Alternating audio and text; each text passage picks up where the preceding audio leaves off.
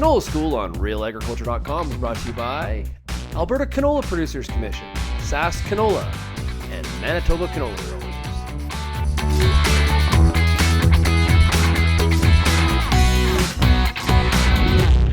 Hey, hi, I'm Dan Orchard with the Canola Council of Canada, and I'm here with Murray Hartman, our provincial oilseed specialist. And we're indoors today because it's really windy outside, and we didn't think this would work so well outside. And speaking of being windy and dry, Murray, is there some tips for growers on a year like this that it looks like things are kind of dry, and maybe for seeding tips you can give them? Well, I think one of the big points is that it's still really early. I can remember we're not even into May yet. So to be worried about putting seed into dry ground, it's a less of a concern right now than say middle to late May, because there's a really good chance we're still going to get moisture and have that crop emerge at a decent time. So, you know, if your top inch is dry, you know, there's not a real big benefit to going deeper at this time of the year to try to chase the moisture. Okay, so maybe later in the season, one could reevaluate the depth at which you're seeding. Maybe you could seed to moisture in late May, or that's June that's right. Something. You know, so there's a number of considerations. One is, have you dug around in the soil? Do you know where that to moisture is? Like you may think it's 2 inches, but is it really to 3 inches in parts of the field? Right. And you really don't want to be seeding to 3 inches. Right. So you kind of have to know where that is. And then you have to maybe know what is your soil type, like sandy versus clay, and the ability to retain the moisture in the seed furrow after you place, for example, that seed very close to the moisture, and then how much packing on row packing. Right. You know, so there's some other considerations about how much you can get away with very shallow, close to moisture, you know, regardless of whether it rains or not. Right.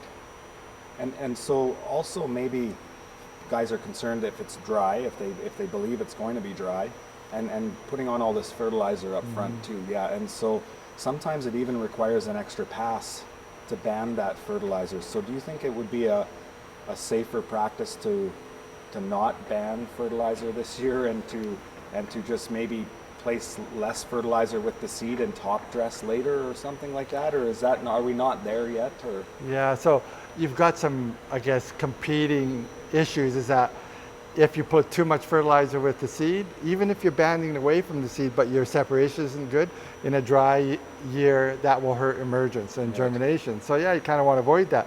But if you think I'll go on and ban some fertilizer, unfortunately that dries out the seed bed also, right? So those are both situations that will maybe aggravate an already dry seed bed, you know. So, you know, and the idea about, I should just cut back my fertilizer a lot. Well, you're kind of accepting losses right away then, and then if conditions improve, now you got to try to put more nutrients on in crop, which isn't generally as efficient, you know. So yeah, those are some tough decisions to make.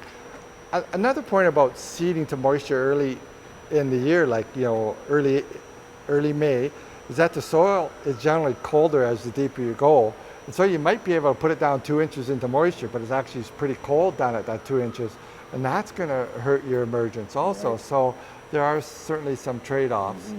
But the idea of seeding shallow into the warmer soil, even though it's dry, and say, I should get some rain in the next couple of weeks to bring that up, is still probably a good strategy at this time of the year. And likely the best way to get a uniform crop, right? Because if we start to chase the moisture, like you said, you don't know exactly where that moisture is. Now you're dealing with cooler soils, a small seed that takes a while to get out of the ground to begin with. So maybe for now it's advisable to carry on as kind of status quo seeding, that half inch to inch deep, and hopefully we'll get the moisture. That's right. And I mean, and I guess the other option is, well, I'll wait till the moisture comes and then I'll seed. You know, there are some pitfalls of doing that. One is if the rain comes, sometimes it doesn't stop on command, and you might not be seeding until late in the year. We know our yields generally decline as we delay seeding. And the other aspect of it is that if you're in central Alberta in the clubroot area, it's actually better to be working in your fields when it's on dry conditions. You don't have as much mud and everything stuck to your equipment. and transferring possible clubroot to other fields. So by waiting until it's wetter, you're going to increase your clubroot spread risk, right? So there's a few other considerations, but I kind of prefer having the seed in the ground early and then just relying on rainfall rather than rainfall and hopefully dry up and get it in time, right? Right. So with the packing then, when it's this dry, is there different strategies that growers can deploy to kind of make sure they seal that in a little better? Or they slow down, or more pressure? Or? Yeah, more pressure is the big thing. So it's different, drills have the different capacity to increase the pressure on row, etc. But yeah, it's pretty clear from all the research that's been done that in drier conditions you want to increase packing, and wetter conditions you want to decrease the packing to prevent compaction stuff. So if you have that ability on your drill, on a really dry conditions, increase the packing as much as you can above the seed. Right. If you pulverize the soil and you got a gray wooded soil, you can end up, if you get rain later, you can get up with some crusting. That's less of an issue than it used to be with conventional tillage, but can still be a concern. Right. So there are some pitfalls of overpacking a field, and some producers will go out there with harrow packers afterward and pack it even some more. One of the issues with that is that you tend to drag the dirt into the furrows, and now you're burying your seed even deeper, and it's just dry dirt you're putting in there.